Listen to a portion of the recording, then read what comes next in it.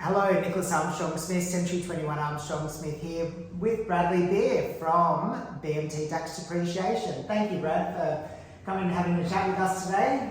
Nicholas, great to be here. Love talking tax depreciation always. Yes, good. Excellent. How long have you been talking tax depreciation for? A bit over 26 years. That's a long time. So a long time. Must have been in high school then.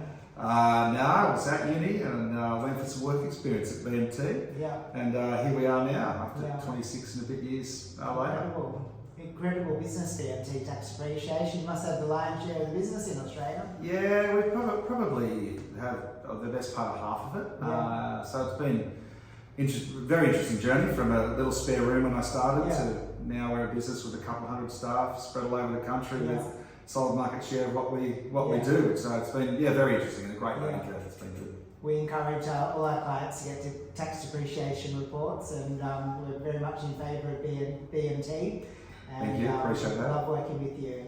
Good. We get people money, so that's probably something that's good. We all like that, don't we? Absolutely. Especially property. That's right.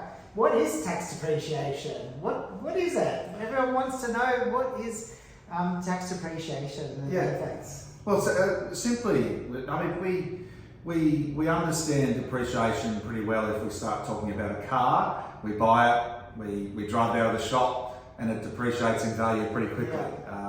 With property, it's a little different in respect to the fact that we're buying it, hoping it goes up in value.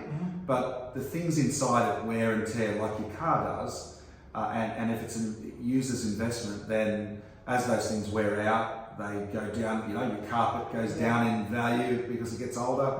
Then you get to claim a deduction related to that wear and tear on the items in the property. Yeah, interesting. And what's a quantity surveyor? A quantity surveyor. Many people think we're accountants doing depreciation, but I'm actually a quantity surveyor. And quantity surveyor is you come out from a building degree, and we measure and estimate construction costs of buildings. So we can get a set of plans for a building, and we can count up the number of bricks in it and how much concrete, and tell you how much it should cost to build. So we don't actually build them, but we measure, tell you what's in there, how much would it cost to actually turn this plan into a house. Interesting. Lots of people think that accountants deal with tax depreciation, and you hire an accountant to help you. Why would someone get a tax depreciation instead? So the quantity surveyor, the depreciation that you claim relates to the construction cost of the building and the value of the items in there. So the tax office says if we don't have all of these costs, we want someone who knows about costs, which is where the quantity surveyor comes in. So we are there around, compliance around the construction cost, and then how do we maximise this deduction? How do we know all the rules and pieces around tax depreciation so we can get the most deduction out of that property? And we work alongside the accountant, they're our friends. Most of the jobs that we do are referred by people's accountants or by investors' accountants when they go off to do a tax return at their accountant who does the rest of it. Even Shona and I, our accountant asked for a tax depreciation for investment property we had, so absolutely it was super important. Yeah, and look, we're just that specialist in that piece. They pull all of the numbers together. One of those numbers in there is the depreciation number. My job is to make sure it's a compliant number, but also as much as it can be, because it means more money for the investors in their pocket. And what about older properties? Can you still get a depreciation report for older properties? Yes, lots of people think older properties don't get deductions. They think it needs to be new. I want to take all that away and go, well, look, new property is new, so like our new car, it depreciates in value from higher and quicker because it costs more at the time. Old property still gets deductions. The age will impact on how much that will be, and the condition and the value of the items in there, but it's always worth asking the question because it may not be as much. The average first year deduction out of the 45,000 reports we did last year was about $11,000. That's the average in the first year. So, I mean, if you get 5,000, it's still the deduction. It's still good. If you get 4,000, 3,000, if you get $300, it's probably not worth it. But we will look at the property, the condition of the property, the age of the property. We'll have a look at those things before we go ahead and do anything to make sure it's valuable. Yeah. And I don't want you to worry about whether it's new or old. Just call and ask the question, and we'll talk about the property and see if it's going to have some deductions there. Interesting. And what about potential people that are potentially renovating properties? So renovating, you're spending money on the property, you're adding things, depreciation as we said, and the claims relate to the cost and the construction cost. You put more things in there, there's more things to claim. Yeah. So that's pretty easy. The second part that's not as easy is a thing that we call scrapping. Now, that's not the tax office word for it, it's writing off the residual value of assets that you get rid of or scrap. Yeah. That's a situation where before you rip it apart, you should make sure you've called the coin surveyor and there's a proper depreciation schedule in place. And the reason for that is you throw things away that still have some value potentially for depreciation. Yeah. Whatever value is left, you can write off instantly in the year you throw it away. Right. I think one of the easiest ways to explain that's probably an example. Let's take a dishwasher, for example. If you've got a dishwasher and the tax office says it has an 8-year life. Mm-hmm. If you've got it and let's say in 5 years' time it breaks down, you've only claimed 5 years of its life, it's got 3 years of tax life left, Gotcha. 3 years of value left. If that dishwasher breaks down and you scrap it or throw it away, then whatever's left is an instant claim in that year. You put your new dishwasher in, you start claiming your new dishwasher. Now the dishwasher we threw away because it was busted. Sometimes we renovate and throw things away because we want new things, or maybe the tenant damages them.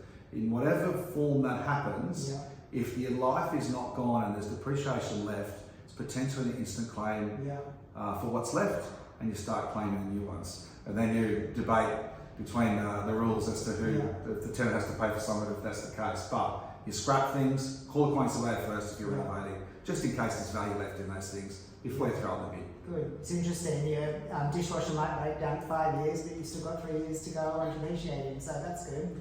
And they try to, I guess how long things should last, but sometimes they last, dishwasher breaks when it breaks. Yeah. Sometimes it probably lasts 10 years and you get a win, sometimes it lasts 5 years and not so good. But you do get to write off whatever value is left. Yeah.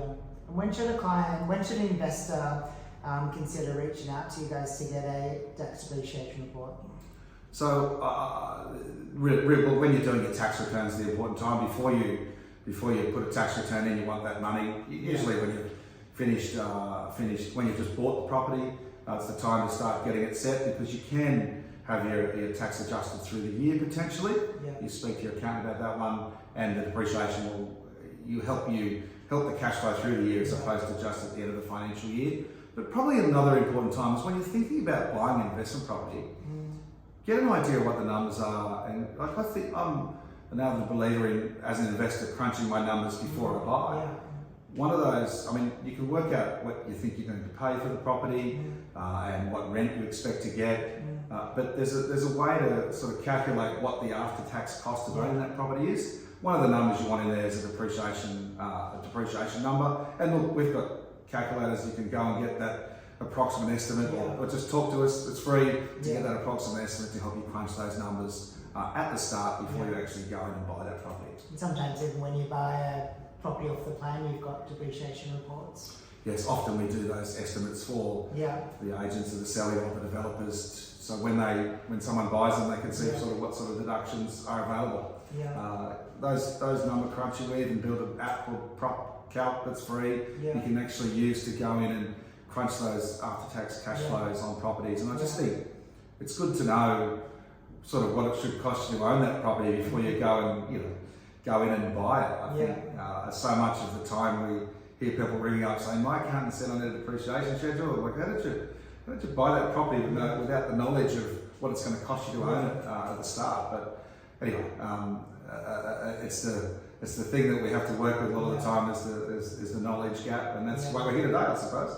And what if you've owned a property for a number of years and haven't had a depreciation report? Should you go out and get one? Can you back claim? How does that work? Very, very key question. If you're an investor today already in a property and you're not sure you're getting everything you can, a bit like if you don't pay your tax, Nicholas, the tax office will find you and they'll make you pay it, and they can probably go back a long time.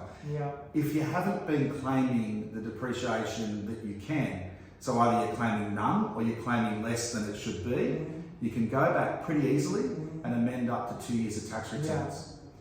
So if you're coming up to do another tax return soon and you've owned it for a couple of years, you might want to ask this question now, because once you do another tax return, that's a year at the start that you'll miss out on. So it's pretty easy to get an estimate of what sort of deductions might be available, which is free, and go, well, what's my tax return say? It says I'm claiming nothing or 5,000. If they think it can be 10, then we should have a conversation about making sure you can go back and amend and hopefully get some more money back from the tax office.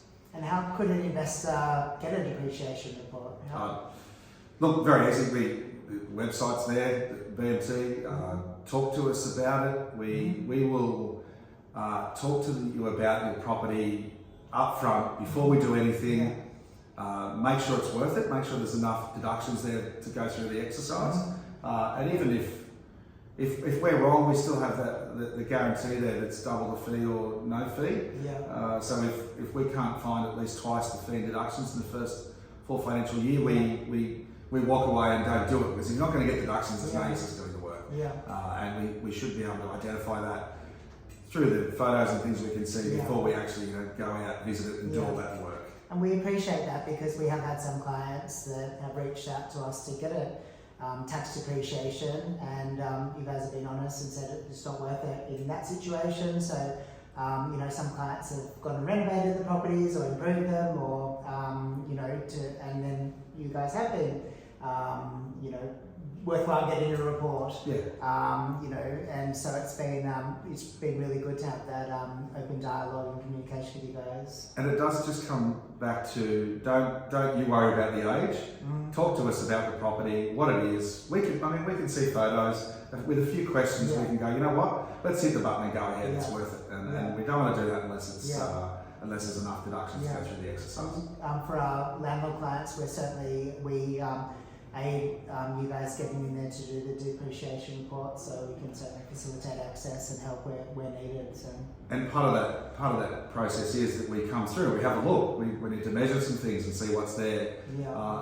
Very important part of the process is to make sure a site inspection is completed, so we can find everything. And we can, if you're getting an audit, we can make sure we can back it with photos and information at that time. Brad, thank you so much for having a conversation with us today, and it's very useful. We look forward to working with you for many years into the future, and any clients are most welcome to reach out to us or Brad and BMT directly to get a tax depreciation report. And thank you so much. Thanks, Nicholas. Great to be here. Thank you. Thanks, Brad.